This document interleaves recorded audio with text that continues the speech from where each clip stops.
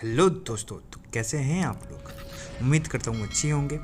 तो आज आपके लिए एक रियल वेस्ट कहानी, हॉरर कहानी लेके आया हूँ। तो चलिए कहानी को स्टार्ट करते हैं। ये कहानी राजस्थान के कोटे शहर से जुड़ी एक सच्ची घटना से प्रेरित है। सपना सोलोनी और उनके मासूम दोस्तों की दास्तां है, जो समय के दृष्ट चक्र में फंस गए और उस मोड़ पर आके थम गए जहाँ मौत उनका इंतज़ार कर रही थी। राणा साहब एक बहुत ही अमीर और आलीशान हवेली के मालिक थे।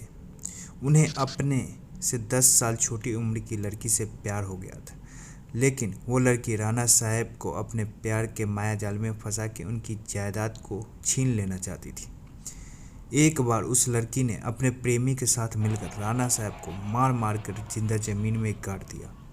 राणा साहब चीखे चिल्लाए, लेकिन उस लड़की ने उनकी एक न सुनी। बाद में राणा साहब मरते मरते श्राप दे के गए कि मैं किसी को नहीं छोड़ूंगा, हर प्रेमी को मार दूंगा। जिस तरह मेरे साथ धोखा हुआ, मैं हर प्रेमी को मिटा दूंगा, मैं सबको मिट्टी में मिला दूंगा।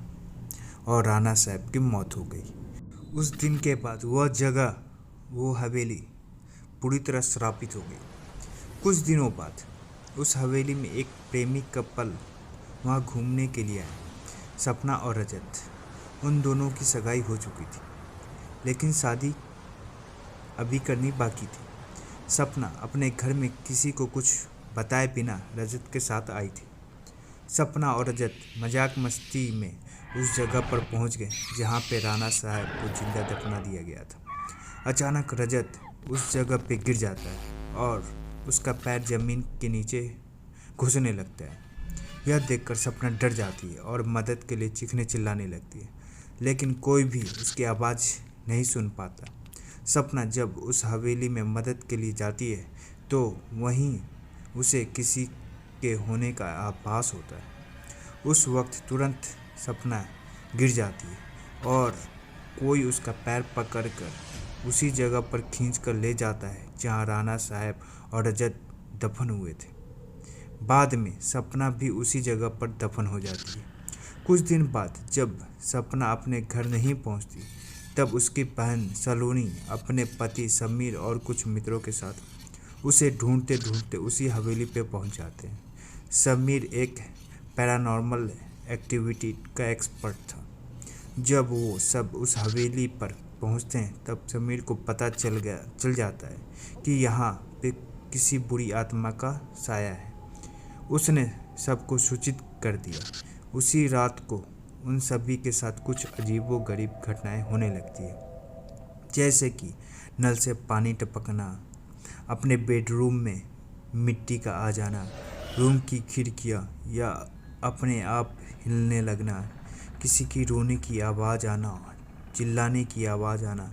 ये सब देखकर वो सभी डर जाते हैं और उनमें से एक भागने के लिए कोशिश करता है, लेकिन राणा साहब की प्रेत आत्मा उसे भी जिंदा दफन कर देती है। दूसरे दिन जब उन लोगों को पता चलता है कि उनका एक साथी गायब है, तब वो लोग और भी डर जाते हैं। लेकिन समीर बताता है कि हमें यहाँ से बाहर निकलना है तो हमें उस आत्मा को बुलाना होगा और उनसे पूछना होगा कि आखिर वह चाहती क्या है। डर के मारे सभी लोगों ने समीर की बात मान ली और आत्मा को बुलाने की तैयारी करने लग गए। समीर ने एक रूम में सभी तैयारियां कर ली और बताया कि जब तक हम आत्मा से पूरी जानकारी नहीं ले लेते, तब तक कोई इस रूम से बाहर नहीं जाएगा और कुछ भी हो जाए, कोई भी किसी का हाथ नहीं छोड़ेगा। समीर ने तंत्र मंत्र से आत्मा को बुलाना शुरू कर दिया। कुछ ही देर में तेज हवा और बिजली के साथ राणा साहब की आत्मा उस रूम में आ गई। समीर ने उस आत्मा से बात की, आखिर तुम चाहते क्या हो? लोगों को क्यों मार रहे हो? कौन हो तुम? राणा साहब की आत्मा ने कहा, निकल जाओ यहाँ से, मैं किसी को भी नहीं छोड़ूंगा, सब मारे जाएंगे। जो भी यहाँ आएगा उन सबको मैं मार दूंगा। इतना कहकर वो आत्मा चली गई। उन लोगों ने बाद में सपना के आत्मा को बुलाया और पूछा आखिर उसके साथ हुआ क्या था।